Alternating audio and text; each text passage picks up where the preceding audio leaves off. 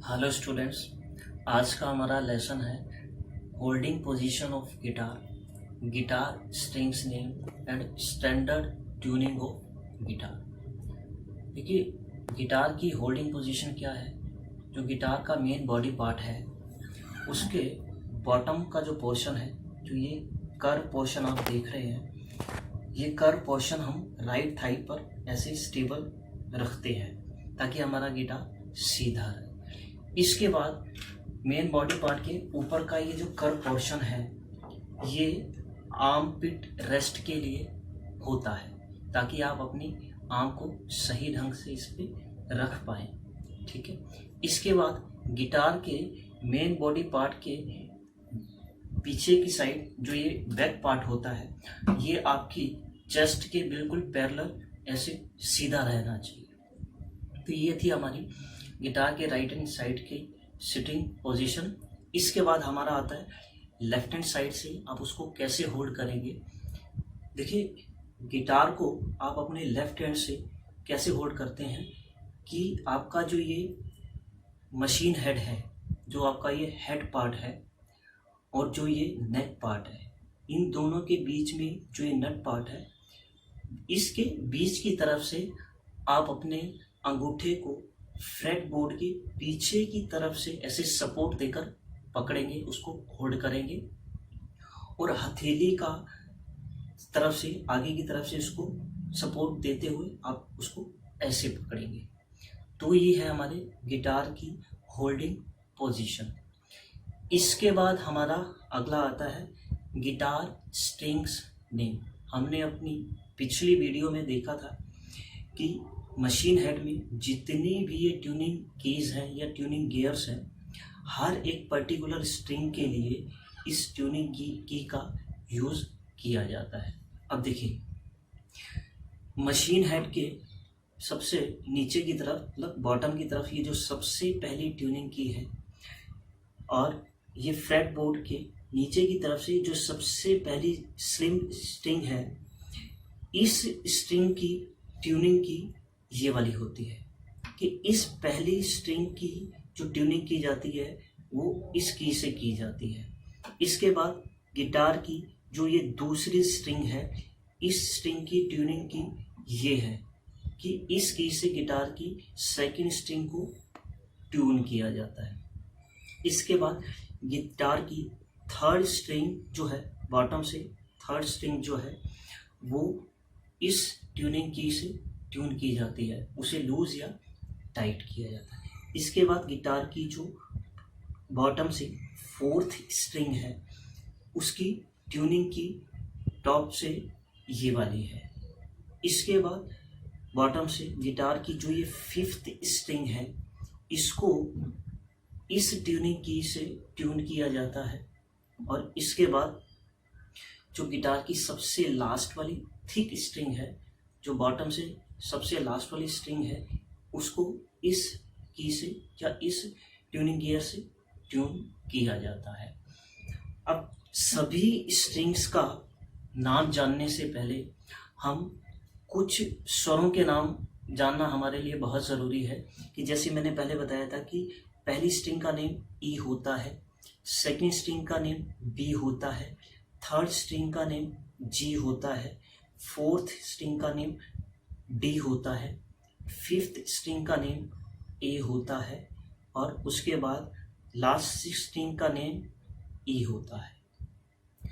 तो हमने इन्हीं पर्टिकुलर अल्फ़ाबेट्स पे ही इन स्ट्रिंग्स को नाम क्यों दिया, उसका सबसे ज़्यादा रीज़न या इम्पोर्टेंट रीज़न क्या है, अब मैं आपको उसके बारे में बताता हूँ। आइए देखिए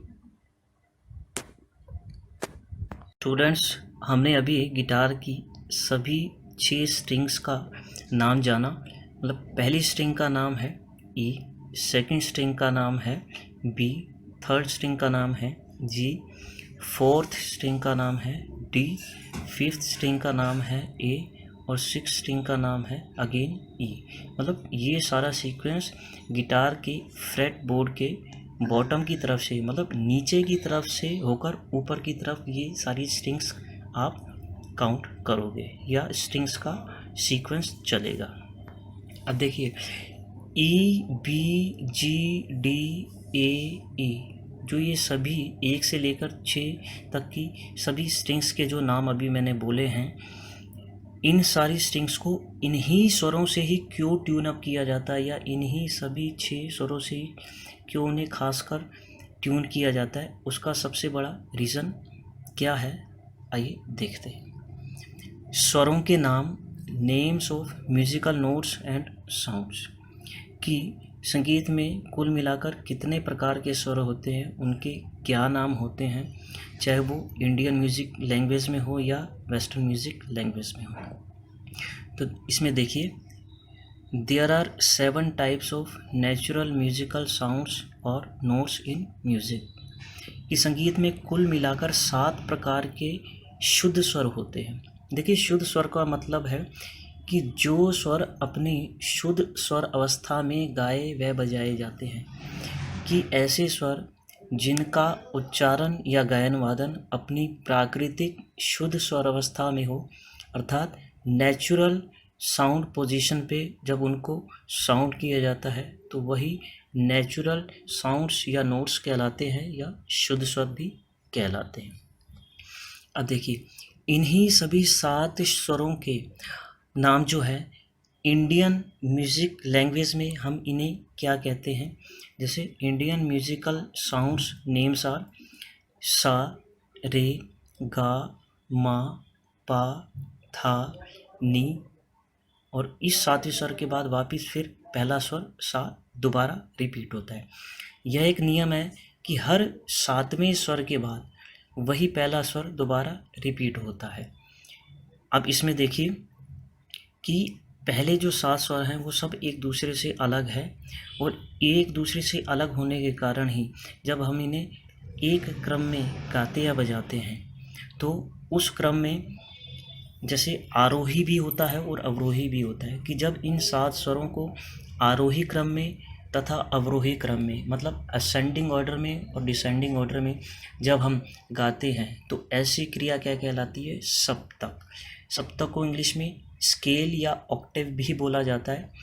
तो कि 7 स्वरों का क्रम से आरोह अवरोह करने की क्रिया सप्तक कहलाती है, या ऑक्टेव या स्केल भी कहलाती है।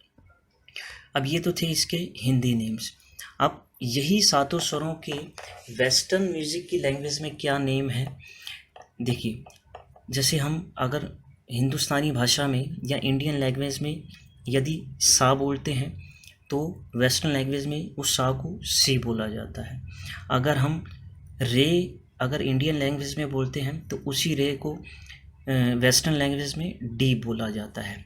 अगर हम हिंदी लैंग्वेज में या इंडियन म्यूज़िक की लैंग्वेज में गा बोलते हैं, तो उसी स्वर को, उसी गा को वेस्टर्न लैंग्वेज में ई बोला जाता है। अगर हम चौथे स्वर को अगर हम इंडियन म्यूज़िक की लैंग्वेज में माँ बोलते हैं, तो उसी चौथे स्वर को वेस्टर्न म्यूज़िक की लैंग्वेज में एफ बोला जाता है। अगर हम 5वें स्वर अर्थात पा को अगर इंडियन म्यूज़िक की लैंग्वेज में पा बोलते हैं, तो उसी स्वर को वेस्टर्न म्यूज़िक की लैंग्वेज में जी बोला जाता है। ठीक है। अगर हम धा स्वर, जो कि सप्तक का छठा स्वर है, अगर इंडियन म्यूज़िक के लैंग्वेज में छठे स्वर को धा बोला जाता है, तो उसी धा स्वर को वेस्टर्न म्यूज़िक की लैंग्वेज में ए बोला जाता है।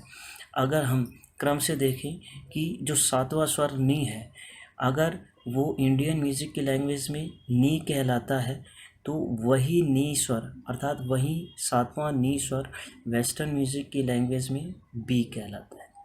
तो कहने का सिंपल सा एक मतलब ये है कि हिंदी भाषा में हम 7 स्वरों को सा, रे, गा, मा, पा, धा, नी इन स्वरों से जानते हैं, और इन्हीं 7 स्वरों को जब हम वेस्टर्न लैंग्वेज में पढ़ते हैं, तो अल्फ़ाबेट्स के शब्दों का या अल्फ़ाबेट्स का हम यूज़ करते हैं।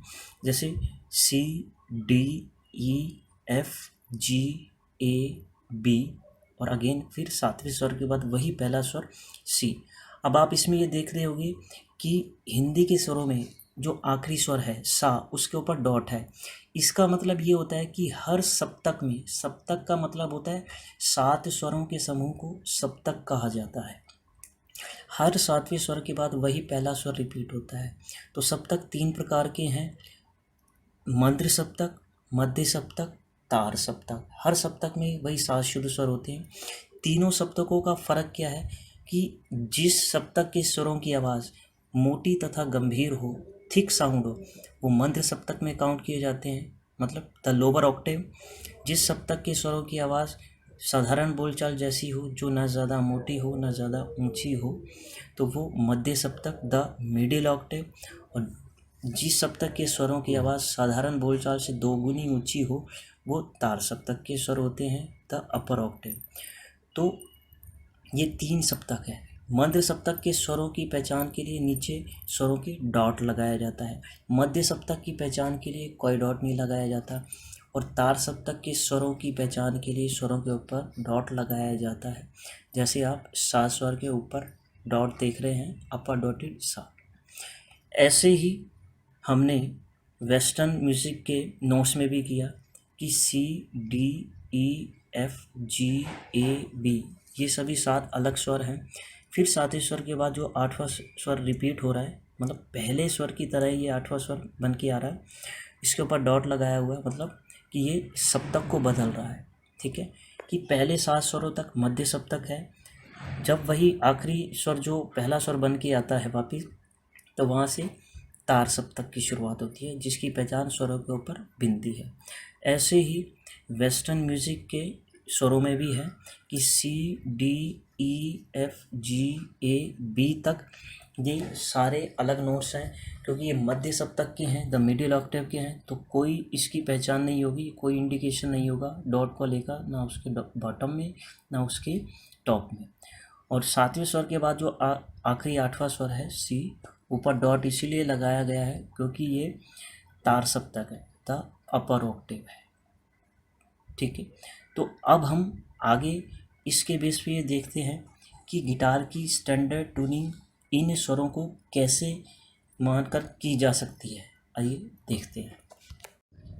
तो स्टूडेंट्स, अभी हमने इंडियन और वेस्टर्न दोनों म्यूज़िक की लैंग्वेज में 7 स्वरों के नाम पढ़े कि इंडियन लैंग्वेज में सा, रे, गा, मा, पा, धा, नी बोला जाता है। इन्हीं 7 स्वरों को वेस्टर्न लैंग्वेज में सी, डी, ई, एफ, जी, ए, बी भी कहा जाता है। तो इस तरीके से सिर्फ एक लैंग्वेज का फ़र्क है कि हम अपनी इंडियन लैंग्वेज में उन्हें अलग शब्दों से नाम बोलते हैं और वेस्टर्न लैंग्वेज में उसके लिए वे अल्फ़ाबेट्स का यूज़ करते हैं। अब देखिए कि पहली स्ट्रिंग का नाम हमने ई बोला था, तो ई एक वेस्टर्न म्यूज़िक की लैंग्वेज का एक वर्ड है या उसका एक लेटर है। तो इसी ई लेटर को हम हिंदी इंडियन लैंग्वेज में क्या बोलते हैं, ई स्वर को ही गा बोला जाता है। अर्थात इंडियन म्यूज़िक की लैंग्वेज में गा स्वर को ई बोला जाता है। जो गा स्वर है वो वेस्टर्न लैंग्वेज में ई माना जाता है। ठीक है, क्योंकि पहली स्ट्रिंग हमारी ई है, तो उसे गा या ई दोनों ही आप कह सकते हैं। इसके बाद दूसरी स्ट्रिंग का नेम होता है बी।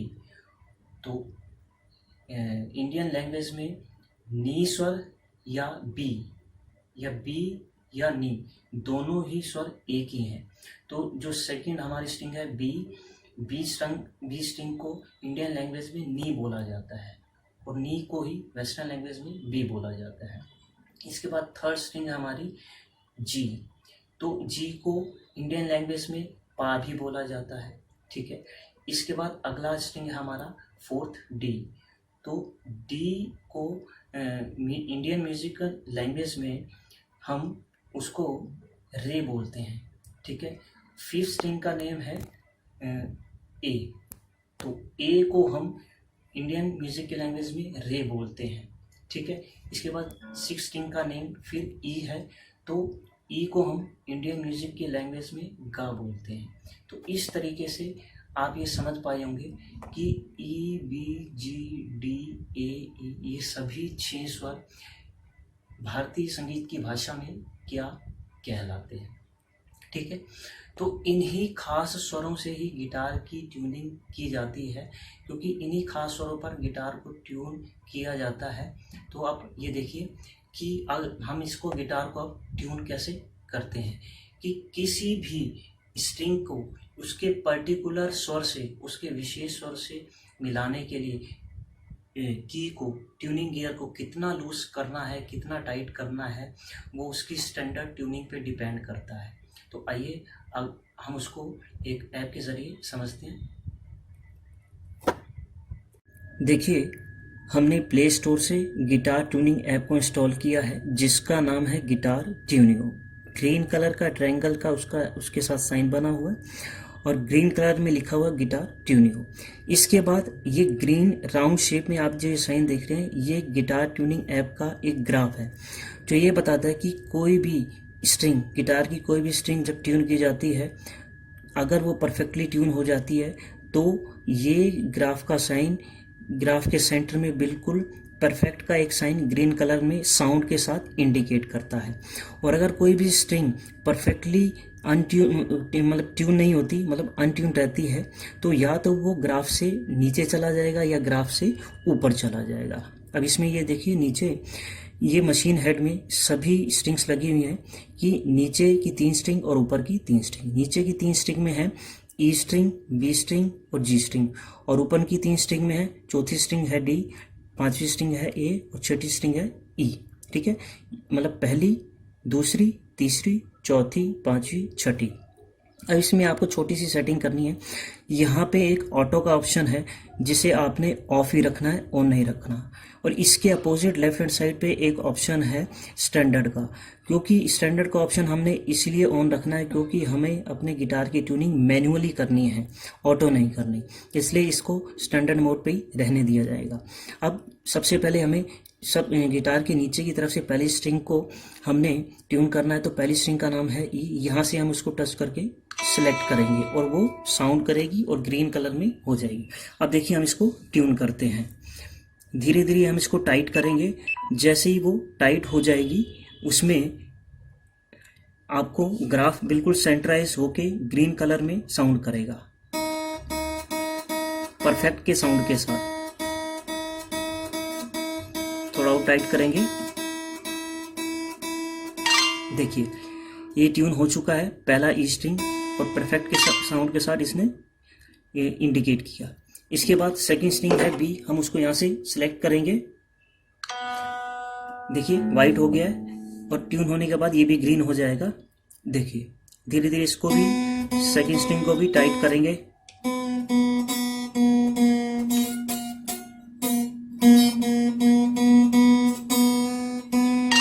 देखिए ये भी बी नोट पे ट्यून हो चुका है। एक बार फिर दोबारा देखते हैं।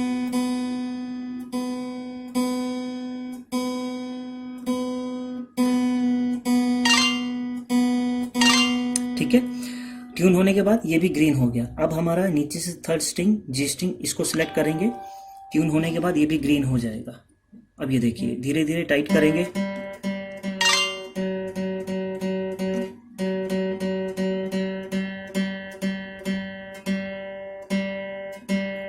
देखिए ये भी परफेक्टली ट्यून हो गया है क्योंकि इसने इंडिकेट कर दिया ग्रीन कलर में। ठीक है, ये भी ग्रीन हो गया। इसके बाद हम फोर्थ स्ट्रिंग सेलेक्ट करेंगे, डी स्ट्रिंग, मतलब ऊपर की फोर्थ स्ट्रिंग। देखिए धीरे धीरे इसको भी हम ट्यून करेंगे, टाइट करेंगे।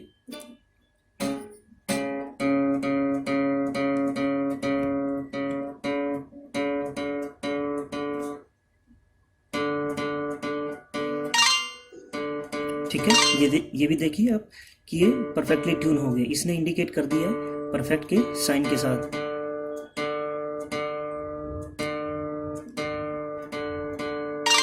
ठीक है, ये भी ग्रीन हो गया क्योंकि ट्यून हो चुका है। इसके बाद हम फिफ्थ स्ट्रिंग ए स्ट्रिंग को ट्यून करेंगे। देखिए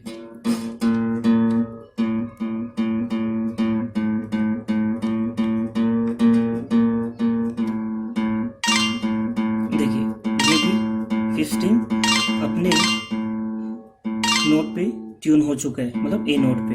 और लास्ट स्ट्रिंग हमारी सिक्स्थ ऊपर से इसको भी हमने सिलेक्ट किया, ठीक है। इसको टाइट करेंगे,